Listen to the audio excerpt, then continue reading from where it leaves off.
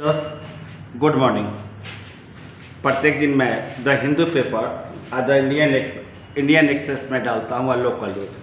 कल मैंने डाला था बिहार एसएससी सीजीएल का जो परीक्षा हुआ था उसके संबंध में मैंने वीडियो बनाया था। आपने देखा, लाइक किया और सब्सक्राइब किया, इसके लिए सौ हृदय आपको धन्यवाद। First question the Hindu, ICMR writing case of cough and fever linked influenza subtype A H3N2। H3N2 जब बीमारी कफ होता है, इन्फ्लुएंजा बीमारी, तो वह एक चेंज हो गया, कौन में चेंज हो गया? H3N2 में। यही आर्टिकल उन्होंने बनाया है, आर्टिकल कफ और इन्फ्लुएंजा के विषय में। फर्स्ट जो एडिटोरियल है, फर्स्ट जो है उस पर द हिंदू का फर्स्ट पन्ना पर इसने आर्टिकल बनाया है। सेकेंड क्वेश्चन है, the 3 years later Ayodhya mosque gets all land of clearance. 3 साल के बाद राम भूमि और अयोध्या विवाद हुआ था। राम भूमि अयोध्या विवाद जानते हैं, यह मामला सुप्रीम कोर्ट में गया था। सुप्रीम कोर्ट ने इस पर डिसीजन दिया कि भाई जहाँ पर राम जी का जन्म है वहाँ पर हिंदू अपना मंदिर बनावे, और 5 एकड़ अलग जगह दिया गया था मुस्लिम को। तो उन्होंने 5 एकड़ ज़मीन का अभी क्लियरेंस हुआ है, वहाँ पर मस्जिद बनाने के लिए कहा है। तो यही कहा है 3 years later Ayodhya must to get all land of clear. जितने भी लैंड्स हैं जो दिया गया था सुप्रीम कोर्ट में, सब का क्लियरेंस हो गया, वहाँ पर अपना मस्जिद बना सकता है मुस्लिम लोग। तो यही आपका आर्टिकल में आपको अच्छे ढंग से आर्टिकल में समझाया गया है। राम जन्मभूमि इस पर मंदिर भी गिरा था, कब मस्जिद भी गिरा था 6 दिसंबर 1992 को अयोध्या में हुआ था। इसके लिए जांच भी बैठी थी, वह जांच का नाम क्या था? लिब्रहन आयोग। तो आपसे क्वेश्चन पूछा जाएगा कि बाबरी मस्जिद कब गिरा था? तो 6 दिसंबर 1992 में। इसके लिए कमेटी बैठी थी, वह कमेटी का नाम क्या था? लिब्रहन आयोग। जब मामला सुप्रीम कोर्ट में जाता है, लंबी अवधि तक सुनवाई होता है, सुप्रीम कोर्ट ने इस पर डिसीजन देता है। सुप्रीम कोर्ट के डिसीजन पर जहाँ पर राम मंदिर था, मस्जिद था, वहाँ पर राम मंदिर के बाबरी मस्जिद था, वहाँ राम जन्मभूमि बनाने के लिए ज़मीन दिया गया। अलग 5 एकड़ ज़मीन दिया गया, और 5 एकड़ ज़मीन में अभी क्लियरेंस किया गया कि वहाँ पर मस्जिद बना सकता है, वहाँ पर मुस्लिम लोग मस्जिद बनाएंगे। यही आर्टिकल में, इसी आर्टिकल में छापा गया है। Second question article, Australia and Japan PM visit to India ahead to Quad summit. आप देख सकते हैं, यह आर्टिकल है, आपको देख लीजिए। फिर Australia and Japan PM to visit India ahead to Quad summit. तब पहले समझिए क्वाड होता क्या है। क्वाड कितने देशों का संगठन है? तो क्वाड 4 देशों का संगठन है। 4 देश में क्वाड में कौन कौन है? USA है, जापान है, ऑस्ट्रेलिया है, और जिस देश में हम निवास करते हैं वह देश कौन है? भारत है। तो फिर क्वाड मीटिंग से पहले, जो क्वाड मीटिंग होने वाली है, उससे पहले ऑस्ट्रेलिया के PM और जापान के PM भारत आ रहे हैं। तो ऑस्ट्रेलिया के PM कब भारत आ रहे हैं? ऑस्ट्रेलिया के PM आ रहे हैं 8 फरवरी को। 8 फरवरी को भारत और ऑस्ट्रेलिया के बीच मैच है। कौन मैच है? टेस्ट मैच है। तो भारतीय प्रधानमंत्री नरेंद्र मोदी और ऑस्ट्रेलियन PM मैच को देखेंगे। और फिर 21, 22, 19 या 21, 20 को मार्च को वो आ रहे हैं, कहाँ के? जापान के PM अपना वार्ता करेंगे। फिर क्वाड मीटिंग के बाद क्या वार्ता होगी, किस चीज़ पर विचार होगा, क्या होगा, फिर आर्टिकल छपेगा। तो फिर आर्टिकल को हम समझाएंगे और अच्छे ढंग से बताएंगे। तो क्वाड समिट के विषय में और जो जापान के PM आ रहे हैं, इसके विषय में आपको हम समझाएंगे। नेक्स्ट आर्टिकल है, over fishing great seashore board from Coromandel over fishing Coromandel तट पर। तो पहले समझिए कोरोमंडल तट का है, तो तमिलनाडु के एरिया है, जो पश्चिम तमिलनाडु के एरिया है। तमिलनाडु के एरिया का ऊपरी भाग, पश्चिमी घाट के ऊपरी भाग कोरोमंडल तट कहलाता है, और दक्षिणी भाग क्या होता है? मलाबार तट कहलाता है। तो कोरोमंडल तट पर मछली अत्यधिक मात्रा में पकड़ा गया, मछली अत्यधिक मात्रा में पकड़ा जा रहा है।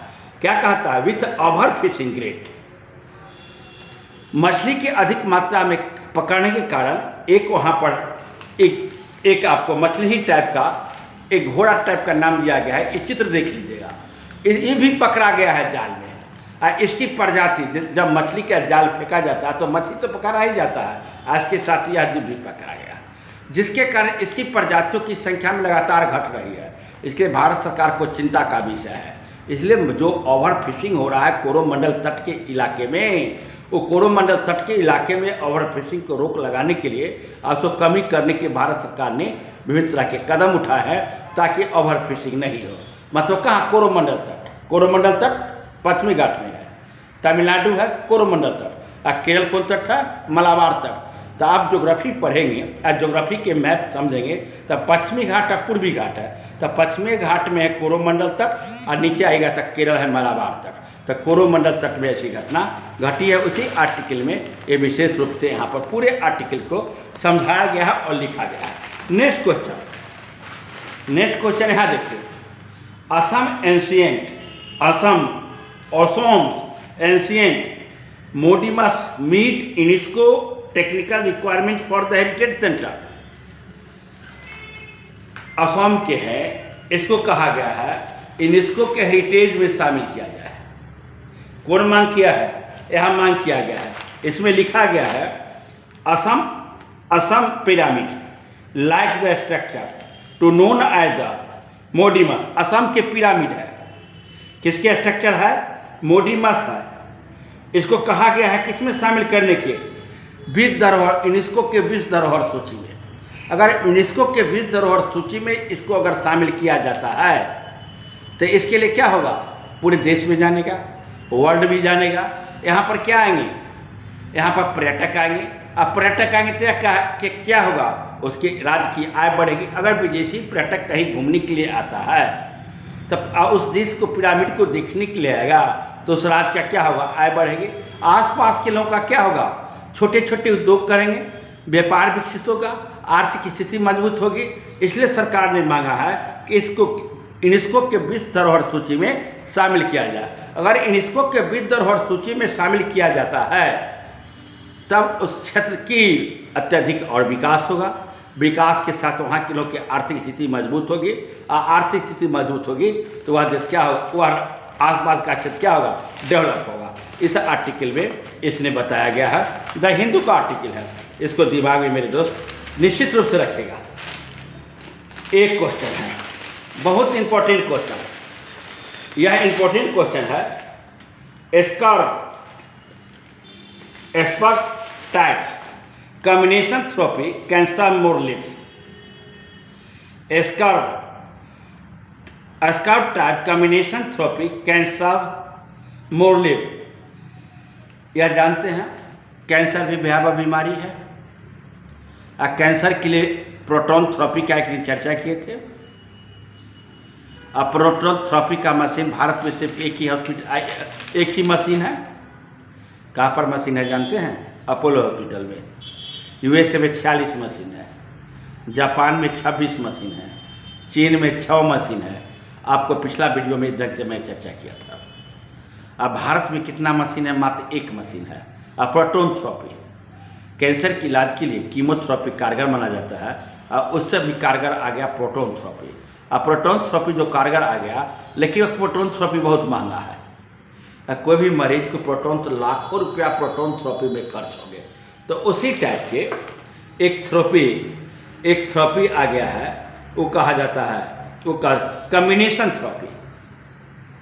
कॉम्बिनेशन थेरेपी होता क्या है? दो दवाओं को मिलाकर थेरेपी दिया जाता है। 2-3 दवा, कम एक दवा नहीं। कीमोथेरेपी में एक दवा चढ़ाया जाता है, लेकिन कॉम्बिनेशन थेरेपी में एक से अधिक दवा को मिलाकर मरीज के शरीर में चढ़ाया जाता है। मरीज का क्या होता है? एंटीबॉडी का निर्माण होता है। एंटीबॉडी के निर्माण से क्या होता है? उसकी रोग प्रतिरोधक क्षमता में क्या होता है? इसमें आर्टिकल में बताया गया है। तो यह आर्टिकल के विषय में अच्छी तरह से आप समझ गए कि क्या बताया गया है। आर्टिकल में और बताया गया है, तो और विशेष न्यूज़ और कहा जाए आज आर्टिकल में नहीं है।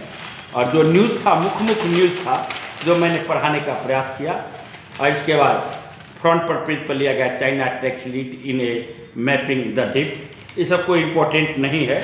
All the grand alliance are the equal the local news हुआ। India pitch strategy right to few of, इस कोई भी इम्पोर्टेंट है। जो द हिंदू और अन्य पेपर का जो इम्पोर्टेंट न्यूज़ था मैंने पढ़ाने का प्रयास किया। मेरे दोस्त अच्छा लगे तो इसको लाइक निश्चित कीजिएगा। लाइक के साथ साथ मेरे दोस्त सब्सक्राइब निश्चित करेंगे, क्योंकि अगर इसको कंटिन्यू आप देखते हैं, जो बीपीएससी होने वाली है 23 सितंबर को, चाहे जो अन्य परीक्षा होने वाली है, करंट अफेयर्स इधर से उधर न जाएगा। मैं यूट्यूब पर प्रत्येक दिन डालता हूँ, कभी भी यूट्यूब पर आप देख सकते हैं। फिर मिलते हैं अगले वीडियो में। जय हिंद, जय भारत।